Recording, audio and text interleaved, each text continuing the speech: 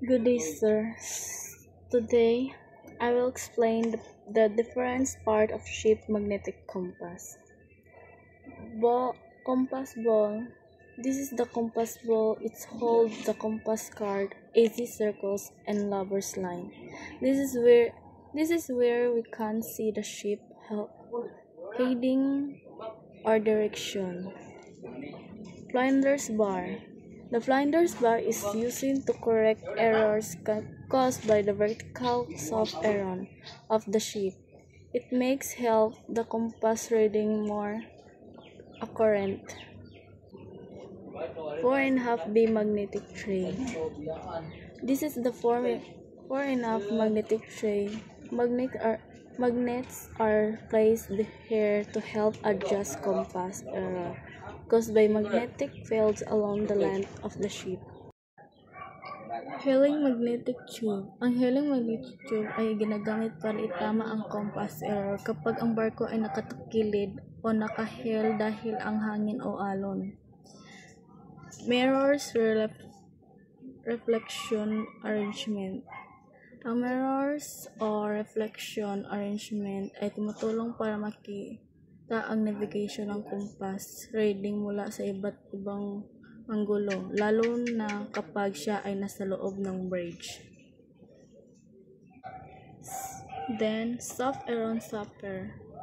The soft iron sapphires found on both sides of the compass are used to correct the ship magnetic effect.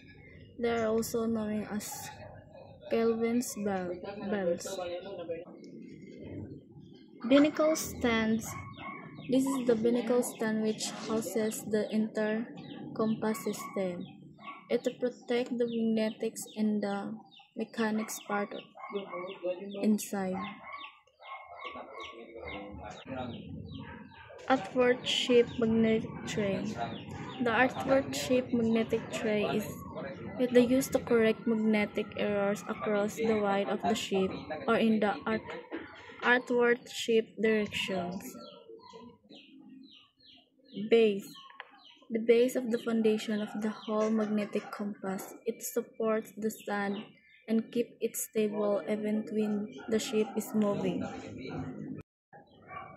Healing magnetic tube. Ang healing magnetic tube ay ginagamit para itama ang compass error kapag ang barko ay nakatukilid o nakahel dahil ang hangin o alon.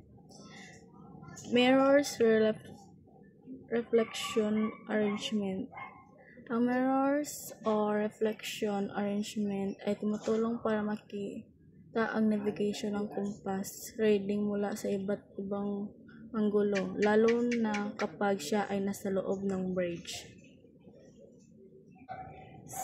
Then, soft iron sapphire. The soft iron sapphires found on both sides of the compass are used to correct the ship magnetic effect. They are also known as Kelvin's bells. Binnacle stands. This is the binnacle stand which houses the entire compass system. It protects the magnetics and the mechanics part inside. Outward ship magnetic tray. The outward ship magnetic tray is used to correct magnetic errors across the wide of the ship or in the outward ship directions. Base. The base of the foundation of the whole magnetic compass. It supports the stand and keep it stable even when the ship is moving. Peepholing going to the ship bridge. Ito naman ang peepholing. Dito tinitignan ng officer o helmsman and compass reading mula sa bridge. And that's all for the main part of ship magnetic compass.